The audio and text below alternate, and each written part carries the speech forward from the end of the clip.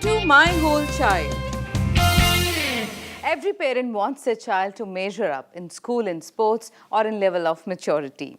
Every parent wants their child's level of growth to be at least, if not more than, to the level of their peers.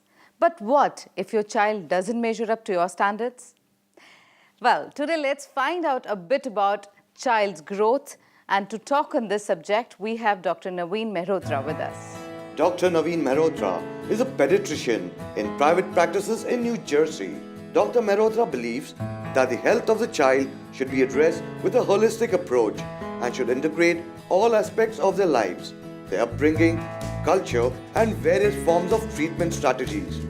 With this belief, Dr. Mehrotra's practice has an open understanding, leading to his integrated platform, My Whole Child.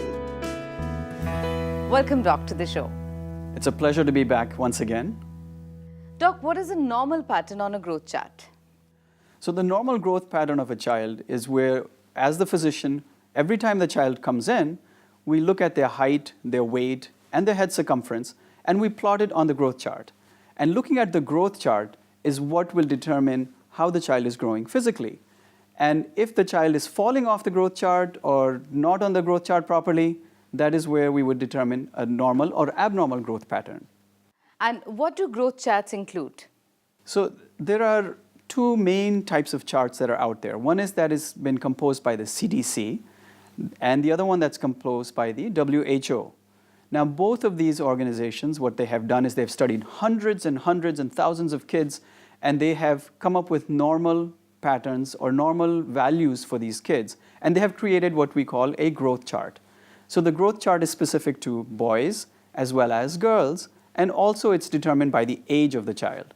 So there are normal percentiles that have been put onto these growth charts, and every time that the child comes in, we go ahead and plot the child's measurements on that growth chart, and we can tell if the child is growing normally or abnormally. Doc, do different growth patterns indicate a growth problem? So a growth pattern is what we're looking at. So it's not an absolute number. So if you are comparing your child to another one, so one of the most common things that really irks me is when moms or dads, whoever, goes to parties and they say, oh, my kid is at the 10th percentile. And the other one says, oh, my kid's at the 90th percentile. And then you start to feel that there's something abnormal with the child.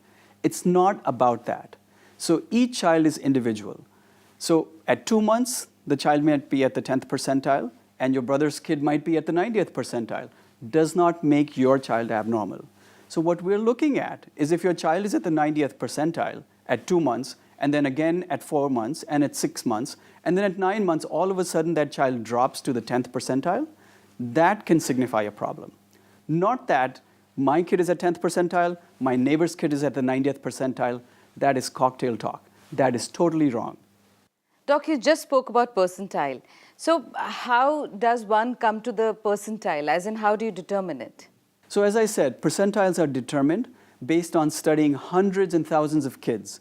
So they have taken those numbers the CDC has and WHO has, and they have created average values. And based on that, they've created a spectrum. So the kid might be at the 3rd percentile, at the 5th percentile, at the 10th percentile, and there are normal growth curves that have been created based on looking at so many kids.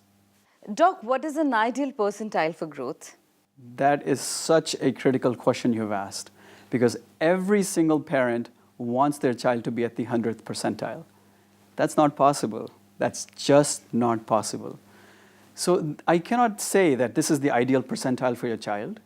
As I said, each child is their own individual person. You have to take them for who they are. So if the child is at the 10th percentile, that is the ideal percentile for your child. Okay, so if you're at 5'6" of your height as an adult, don't expect your child to be at 6 feet. It may happen. There's something called epigenetics. So genetics with a factor of environment comes in, and then all of a sudden your child shoots up to 6 feet. That's a different story. But on the average, most kids will follow the genetics of the family. So if your child is at the 10th percentile, that is your child's ideal percentile.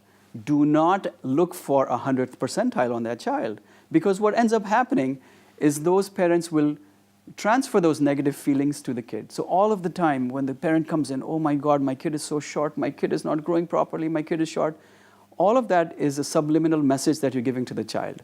And that is really sinking into the child, because as the child gets older, that child is going to think that I'm short. That will affect their self-esteem. That will create a negative impact on the child. So you have to learn to accept your child for who they are.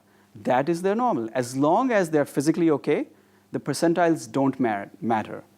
What we are looking at are the trends. So we need to look at the trends. As long as I explain to you that if the child is at the 50th percentile and they fall down to the 10th percentile, that may signify a medical problem. But if the child continues at 50th percentile, then we're happy with that. Or if the child continues at the 10th percentile, we're happy with that.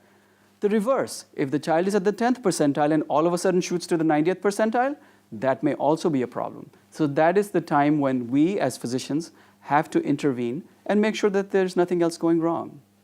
And Doc, what is your message for overcautious parents? As a parent, it's crucial that you go ahead and connect with your physician and make sure that you follow through with the scheduled visits. So there are scheduled visits that are 2 months, 4 months, 6 months, just on a standardized regimen. You have to make sure that you follow through with it. As a parent, yes, you need to be concerned, but also leave it to your physician to determine if there is something wrong or abnormal with your child.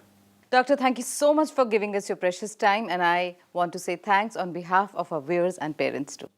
It's a pleasure to be here, and I hope that this has been informational to your audience. So friends, I hope that we all got to learn a thing or two. We will see you again, but till then, stay healthy, stay happy, stay connected, क्योंकि हमें आपकी फिक्र है.